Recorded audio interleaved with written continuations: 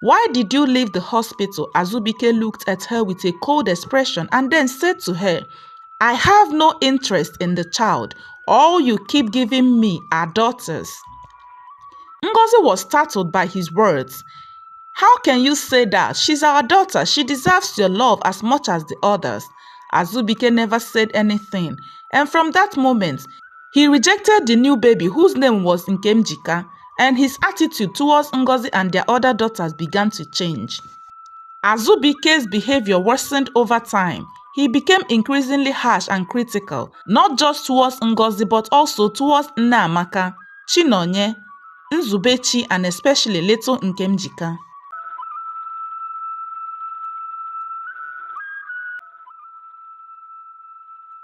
Once upon a time, in a small town, there lived a man whose name was Azubike.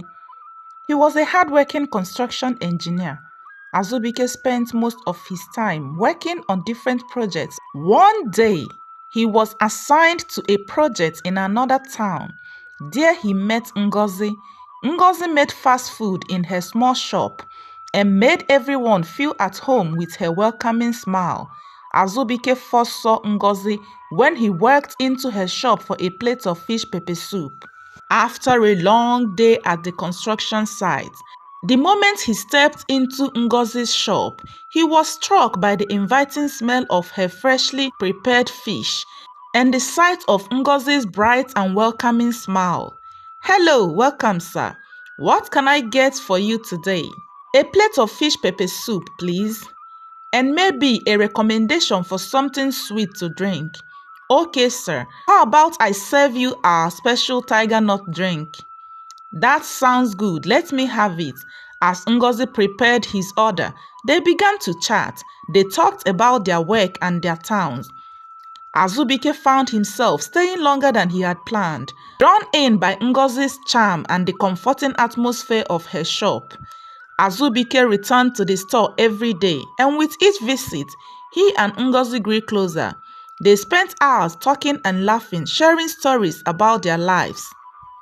Before they knew it, they had fallen in love. Azubike admired her sense of humor.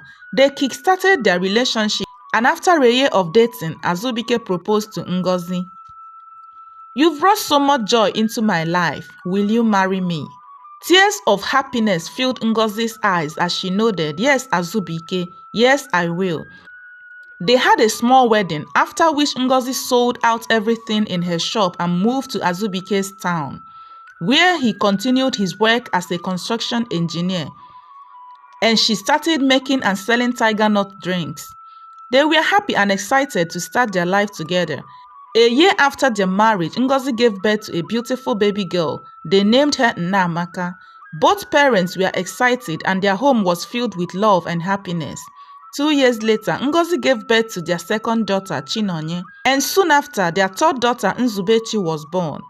Their home was lively and full of laughter and chaos that comes with raising young children.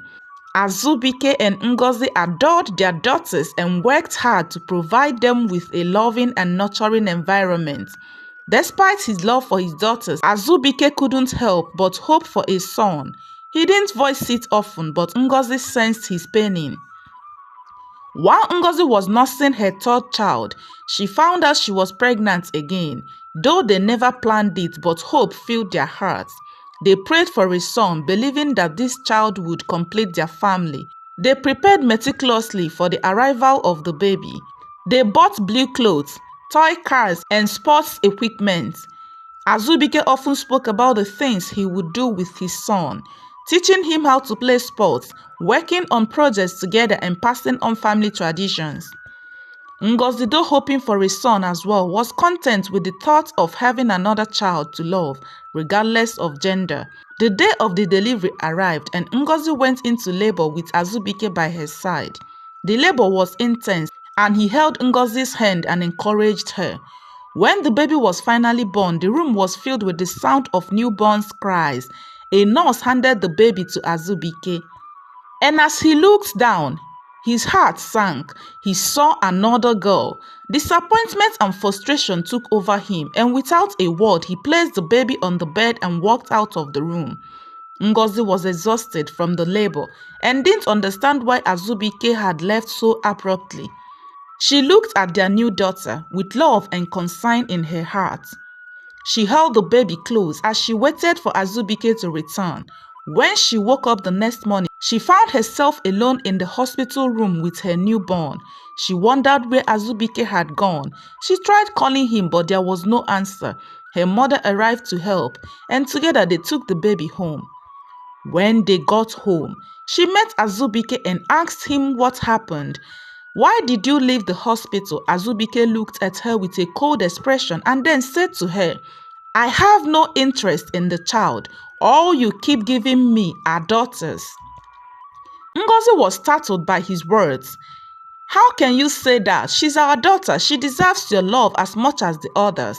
Azubike never said anything, and from that moment, he rejected the new baby whose name was Nkemjika, and his attitude towards Ngozi and their other daughters began to change.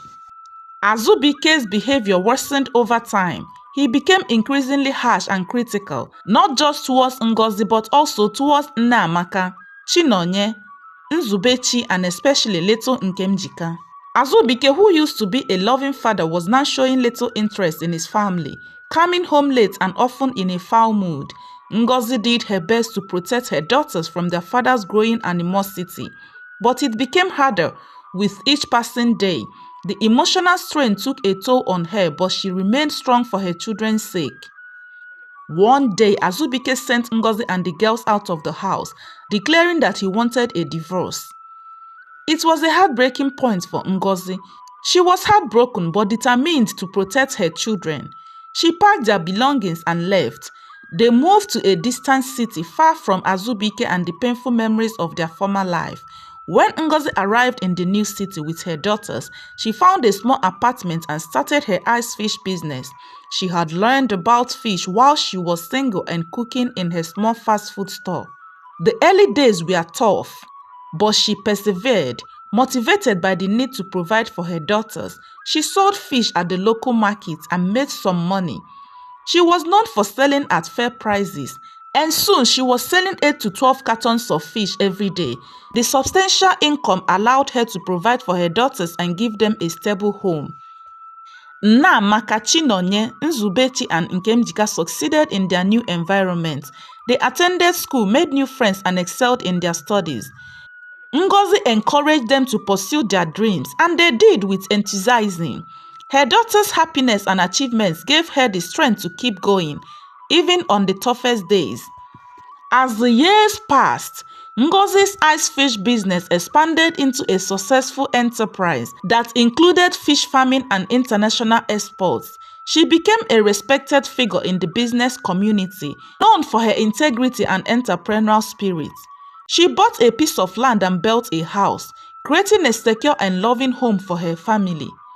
Her eldest daughter, Nneamaka, took on a maternal role for her younger sisters. She was always the first to help her mother with chores and often stayed up late studying to set a good example.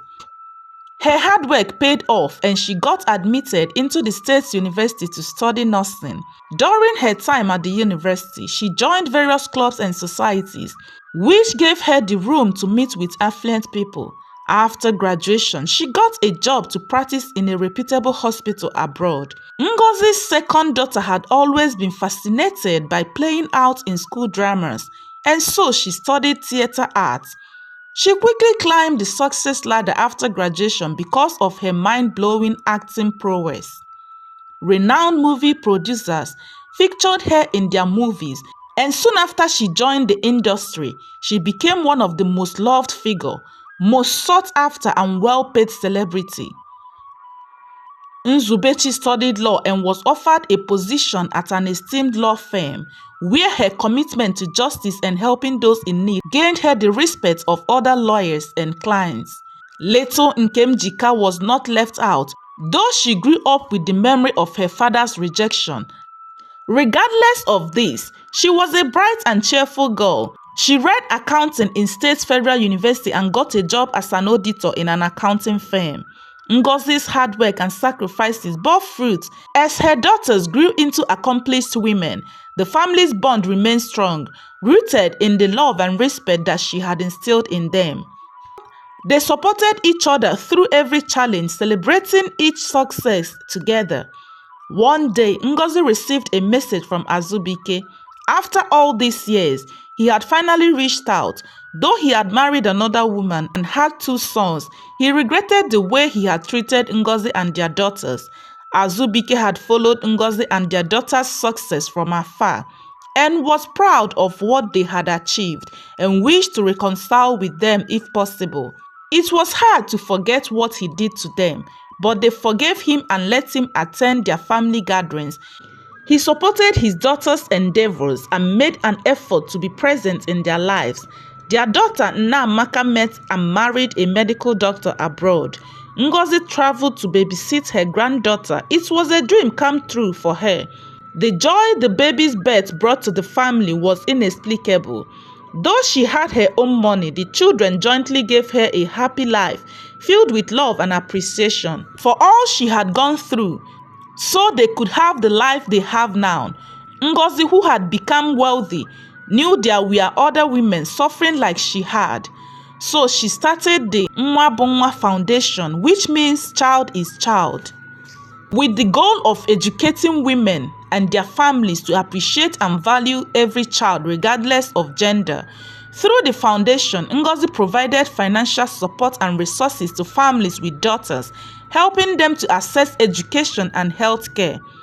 Also organized workshops and community programs to challenge harmful gender stereotypes and promote equality. As the years passed, Ngozi's foundation made a significant impact in her community. Women who had once felt ashamed or inadequate because they had only daughters were now confident and proud of the people their children were becoming. Ngozi's children's accomplishments taught the people that a child's value lies not in their gender, but in the love and support they receive from their family and community. Hello, favorite one. Thanks for listening to my stories. Your support means the world to me, and I couldn't do this without you. Your likes, comments, and shares keep me motivated to create more stories. If you're new here, welcome to the channel. Don't forget to hit the like button, subscribe, and turn on the post notification bell so you never miss out on any of my new stories. Thanks again and see you in the next story.